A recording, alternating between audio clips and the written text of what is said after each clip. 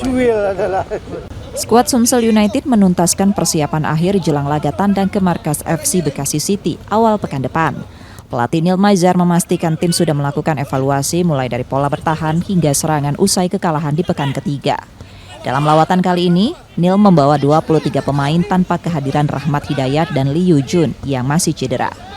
Ia menekankan pentingnya kewaspadaan terhadap permainan tuan rumah serta memaksimalkan setiap peluang yang ada. Ya kita harus hati-hati juga kan Bekasi kan dia bisa mengalahkan Pekanbaru 4-0 masalahnya. Kemarin dia lawan Tegal dia 0-0. Jadi tim yang Bekasi kita harus waspada, kita harus analisa lagi siapa-siapa tim-tim key player dia nanti kita pelajari lebih detail dan kita informasikan kepada semuanya harus kita pelajari dan kita harus siap awas. Meski baru menelan kekalahan, kondisi mental para pemain dipastikan tetap terjaga. Nur Muhammad, Kompas TV, Palembang, Sumatera Selatan.